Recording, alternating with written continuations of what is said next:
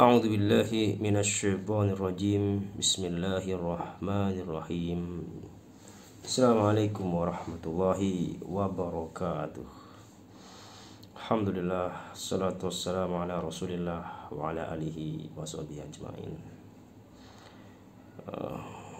Melanjutkan materi kita yang kemarin terkait ya kesulitan hidup yang telah Allah berikan kepada kita, kesulitan hidup yang telah Allah berikan kepada hambanya ya. Maka sesungguhnya ya, di balik itu semua ada hikmah. Ada hikmah yang besar. Ada hikmah yang luar biasa. Maka dari itu tinggal kita kembali kepada Allah Subhanahu wa taala. Bagaimana kita bisa memahami hikmah daripada musibah itu sendiri. Jadi rumus besarnya adalah ya, hikmah lebih besar daripada musibah itu sendiri. Pahami itu teman-teman semua. Ketika Anda ya telah memahami hikmah itu, ketika sakit, oh ternyata saya lebih baik, oh ternyata saya lebih dekat, ternyata ketika sakit, oh ternyata saya bisa sholat, ketika sakit, oh ternyata saya bisa rukun sama keluarga dan sebagainya ya. Maka itulah hikmah.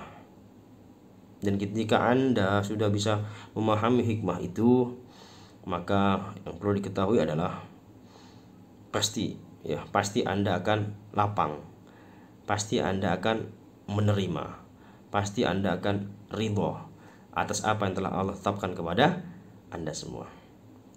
Nah, ketika Anda ridho, maka disitulah hilanglah sakit.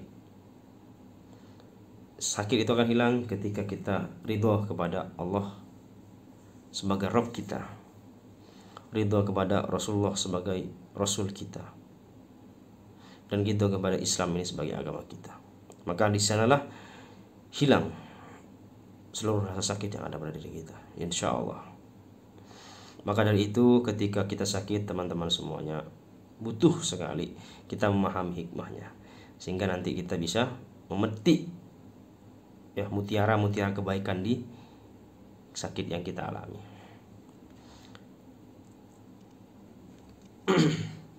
Ibnul Qayyim menyampaikan ya, menerangkan ya dalam kitabnya.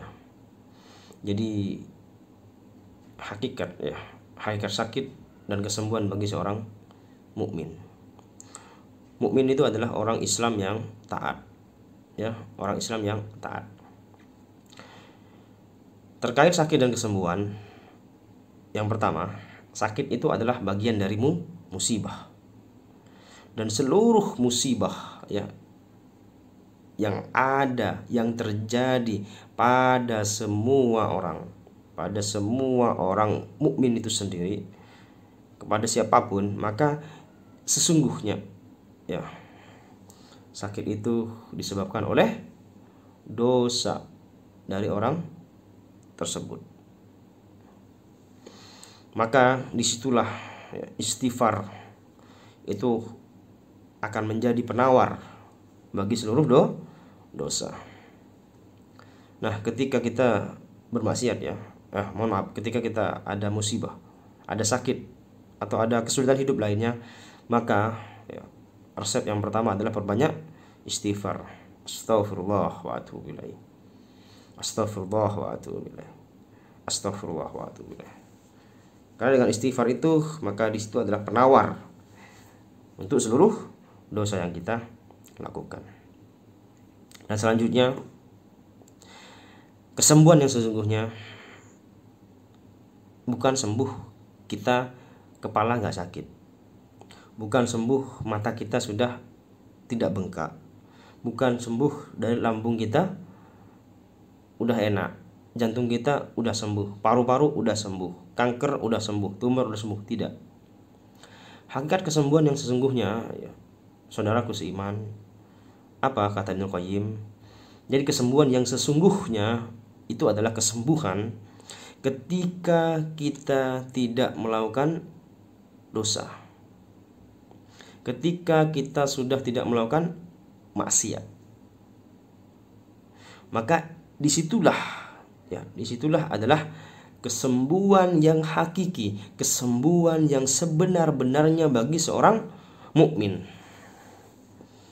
Contoh, ketika sebelum sakit kita ada maksiat, ya, kita punya keburukan gitu. Mungkin ya kita suka berbohong, kita suka menipu orang dan sebagainya.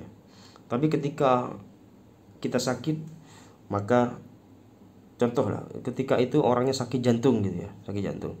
Dan ketika itu ternyata dengan sakit jantung itu orang itu teringat, astagfirullah, ternyata saya mungkin karena saya dosa ini, saya mungkin karena maksiat ini, Allah kasih sakit jantung.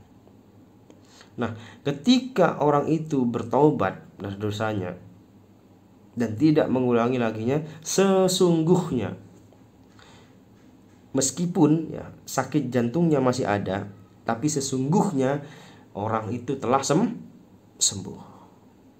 Sembuh dari apa? Sembuh dari meninggalkan maksiat yang dia lakukan. Meskipun sakit fisiknya masih ada, meskipun mungkin jantungnya masih sakit dan sebagainya, tapi kesembuhan yang hakiki adalah ketika orang itu sudah tidak melakukan dosa lagi, teman-teman semua. Masya Allah, tabarakallah. Dan sebaliknya, ketika orang itu sehat, ya mungkin secara fisik sehat, mata, tangan, mulut, organ tubuh semua sehat, seluruhnya sehat, tapi dia masih melakukan maksiat, maka sesungguhnya di situ dia tidak sehat. Sesungguhnya orang tersebut itu sedang sakit. Dan ketahuilah saudaraku seiman, sakit dari fisik itu adalah alarm yang sesungguhnya ruh kita sedang sakit. Alarm menandakan bahwa ruh kita sedang sakit. Dan kesembuhan ruhani kita itu menjadi awal kesembuhan pada fisik kita. Ketika seseorang ruhnya membaik, ya, rohaninya membaik, maka fisiknya pun akan membaik. Kaidahnya demikian. Itu adalah hubungan dari sakit dan kesembuhan. Ya, ingat, semua musibah adalah bagian dari kesalahan kita sendiri, maka bertobatlah. Yuk kita kembali kepada Allah Subhanahu wa taala. Sakit yang membawa taubat jauh lebih baik daripada sehat yang membuat kita lupa jalan kembali. Baik, itu ya materi kali ini, semoga bermanfaat. Dan ini tips ya, terakhir ya, ini tips dari saya.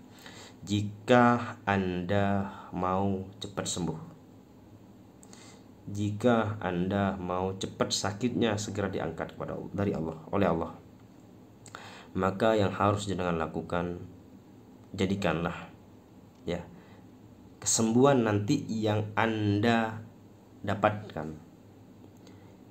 itu membawa kepada ketaatan kita kepada Allah. Contoh, ya Allah, seandainya nanti, ya Allah, hamba pengen sembuh ya Allah. Jika hamba sembuh nanti mudahkan hamba untuk bisa melakukan ketaatan kepada Engkau. Nah, contoh demikian, maka itu akan sangat cepat kesembuhannya. Jadikanlah kesembuhan itu menjadi awal kita kembali kepada Allah Subhanahu wa taala.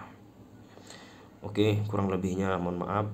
Insya Allah kita akan bertemu di materi yang selanjutnya, insya Allah ya. Saya Taufik, barakallahu fikum.